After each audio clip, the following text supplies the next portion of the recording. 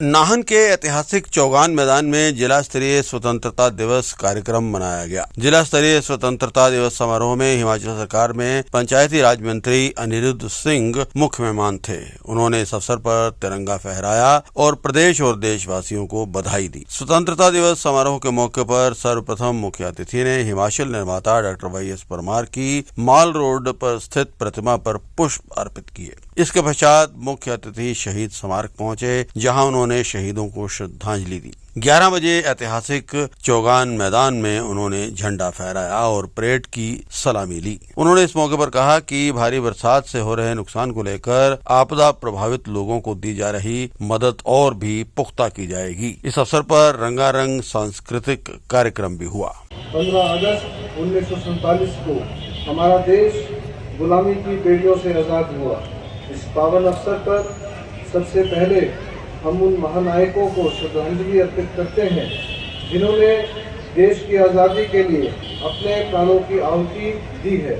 हम उन वीर जवानों को श्रद्धा सुमन अर्पित करते हैं जिन्होंने देश की सीमाओं की रक्षा और आतंकवाद के खिलाफ लड़ाई में अपने प्राण न्यौछावर किए हैं। हिमाचल प्रदेश ने आज़ादी के आंदोलन और देश की सीमाओं की रक्षा के लिए हमेशा सर्वोच्च बलिदान दिए हैं। विभिन्न संघर्षों में हमारे वीर सपूतों ने अमर शौर्य गाथाएं लिखी हैं। हिमाचल के स्वतंत्रता सेनानियों और जुझारू लोगों ने आज़ादी के आंदोलनों में बढ़ चढ़कर भाग लेते हुए देश के लिए बाहरी और आंतरिक आक्रमणों का डटकर सामना किया है।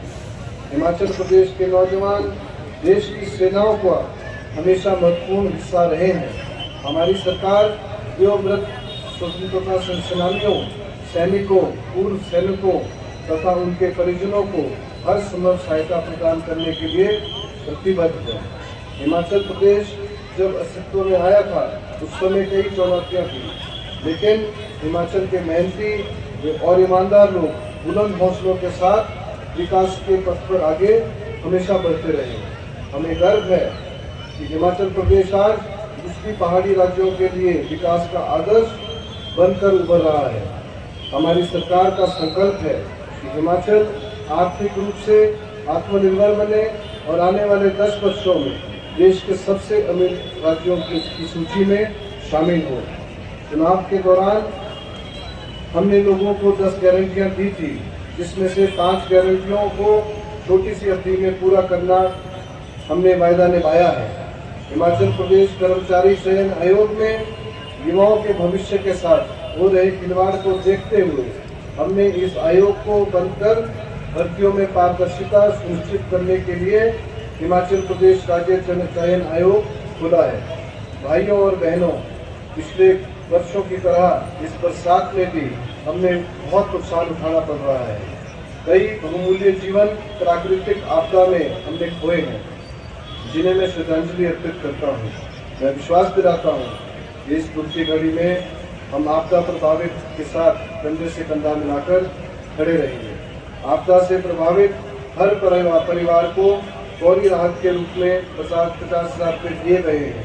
उन्हें 3 महीने तक का किराया मकान के लिए दिया गया है। शहरी क्षेत्र में 10,000 रुपये और ग्रामीण क्षेत्र में 5,000 रुपये प्रदान किए जा रहे हैं। प्रभावितों को मुफ्त राशन, गैस, बर्तन, बिस्तर और सिलेंडर भी उपलब्ध करवाए गए हैं। हमारी सरकार ने बेसहारा बच्चों और महिलाओं को सहारा देने का संकल्प लिया है। हमने मुख्यमंत्री सुख आश्रय योजना शुरू करने का संकल्प लेते हुए 6,000 बच्चों को चिल्ड्रन ऑफ द स्टेट के रूप में अपनाया है।